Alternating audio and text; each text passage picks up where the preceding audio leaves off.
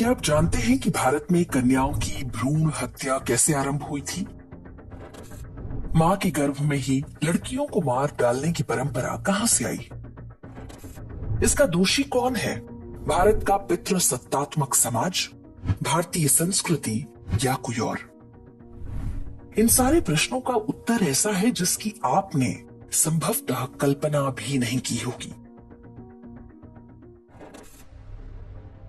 1950 और 60 के दशक में पश्चिमी देशों के प्रतिष्ठित मेडिकल जर्नलों में कई ऐसे लेख प्रकाशित हुए जिनमें चिंता जताई जा रही थी कि विश्व में गोरे यूरोपीय लोगों की संख्या सांवले और काले लोगों के अनुपात में कम हो रही है।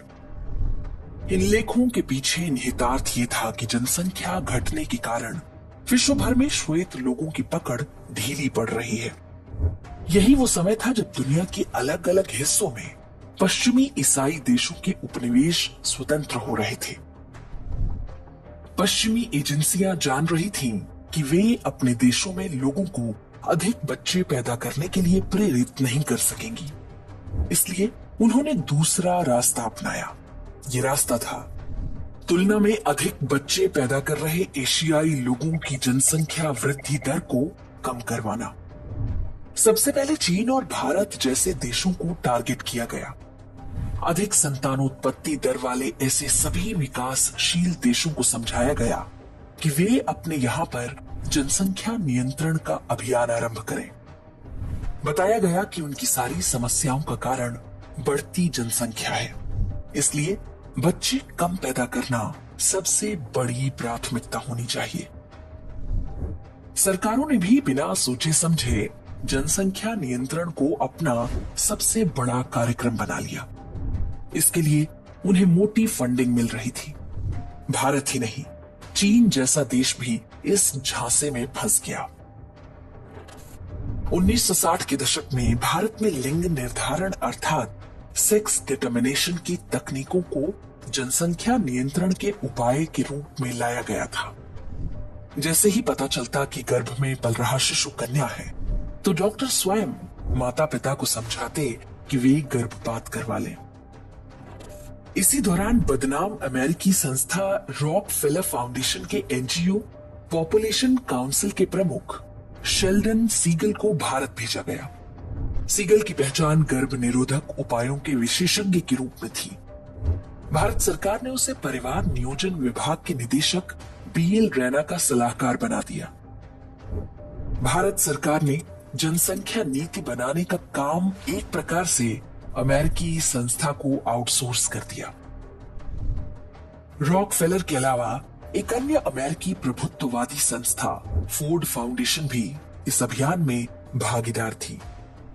ये दोनों ही फाउंडेशन अमेरिकी खुफिया एजेंसी CIA से जुड़े हुए हैं। किसी समाज में कितने लड़के पैदा होते हैं ये उतना महत्वपूर्ण नहीं है जितना लड़कियों का जन्म। यदि लड़कियों को पैदा ना होने दिया जाए तो जनसंख्या वृद्धि स्वतः ही रुक जाएगी। अमेरिकी नीति निर्माताओं ने अपनी सारी योजनाएं इसी विचार के आधार पर बनाई। अमेरिकी पत्रकार मारा हवेस्टेनदाल ने इस षड्यंत्र को उजागर करते हुए एक पुस्तक लिखी है जिसका नाम है unnatural selection, choosing boys over girls and the consequences of a world full of main.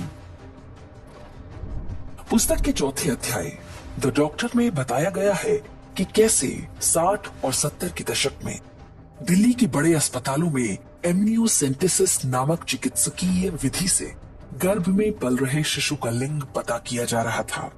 इसका परिणाम था कि इन अस्पतालों में पैदा हो रहे हर 10 में से 7 बच्चा लड़का था।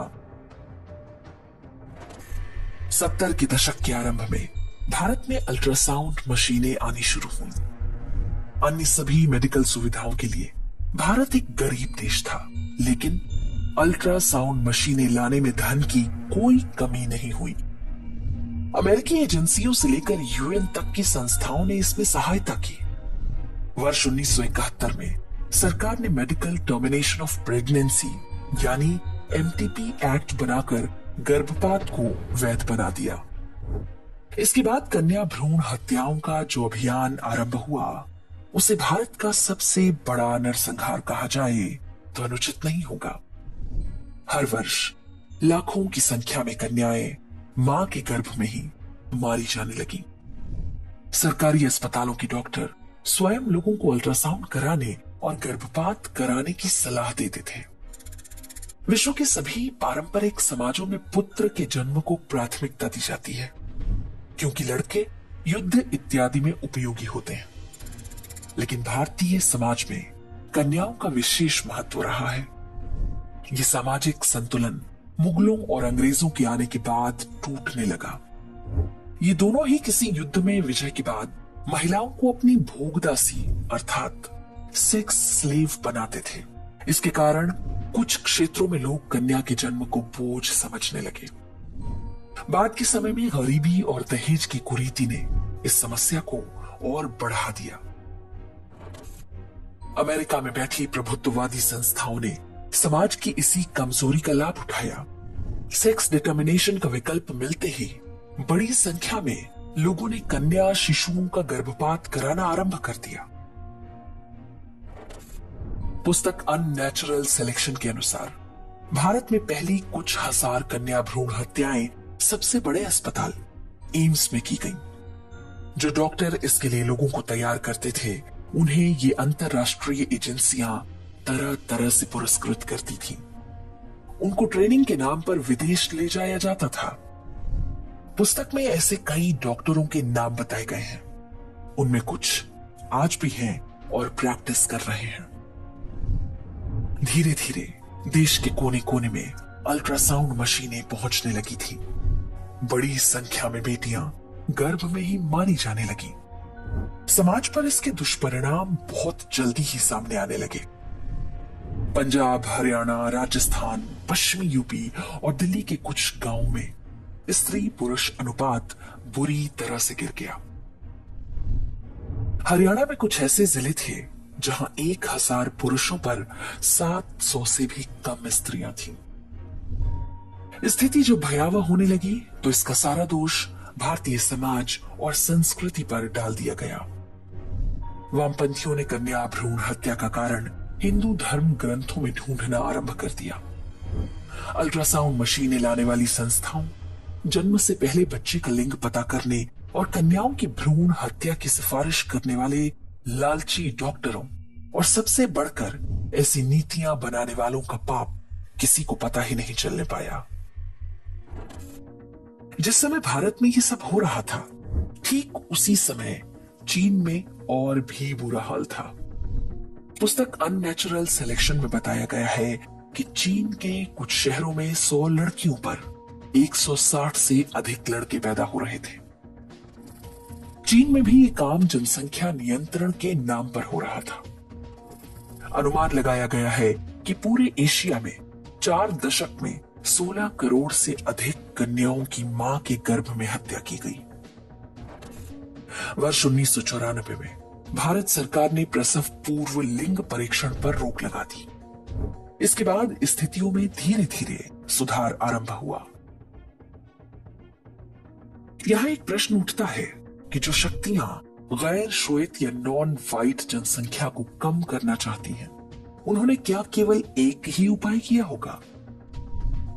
भारत में बिक रही विदेशी दवाओं, बेबी फूड सप्लीमेंट्स और टीकाकरण इत्यादि के दीर्घकालिक प्रभावों पर क्या कभी कोई गंभीर अध्ययन हुआ? जो फूड हैबिट हम पर थोपा जा रहा है, उसका क्या प्रभाव पड़ रहा है? नेस्ले जैसी कंपनियां किस योजना के अंतर्गत नवजात बच्चों के दूध में प्रोसेस्ड शुगर मिला रही थी? बॉर्नवीटा और केलॉग्स जैसी कंपनियां हेल्थ फूड बताकर जो बेच रही हैं, वो हमें कहीं अंदर से खोखला तो नहीं कर रहा? बीते कुछ दशकों में भारत में जिस प्रकार से मिसकैरेज, अधिकतर ऑपरेशन से बच्चों का जन्म और प्री मैच्योर डिलीवरी के केस बढ़े हैं, क्या वे सामान्य हैं? प्रजनन दर अर्थात फर्टिलिटी रेट में आ रही तेज गिरावट के कारणों की क्या कभी कोई समीक्षा की गई?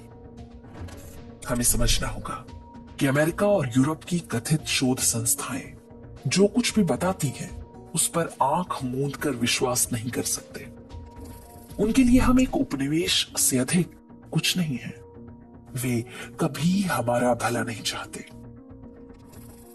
भारत में बनने वाली दवाओं और आयुर्वेद पर आए दिन होने वाले हमले अनायास नहीं है। कोविड की जो वैक्सीन भारत में बनाई गई, उनके विरुद्ध चल रहा अंतर्राष्ट्रीय अभियान भी उसी का हिस्सा है।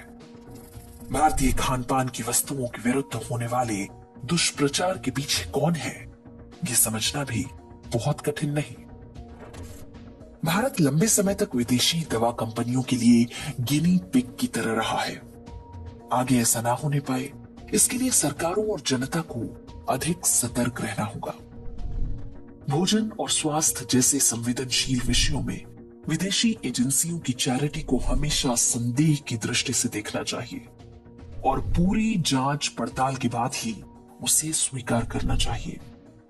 अनजाने में ही सही, किंतु एक समाज के रूप में हम पर करोड़ों कन्याओं की हत्या का पाप है। ये देखना होगा कि अलग तरीकों से वे नरसंहार आज भी तो नहीं चल रहा। भारतीय समाज और संस्कृति में कन्याओं को देवी का रूप माना जाता है। यह हमारा उत्तरदायित्व है कि पश्चिमी मजहबी शक्तियां अब उन पर कोई कुदृष्टि न डालने पाए।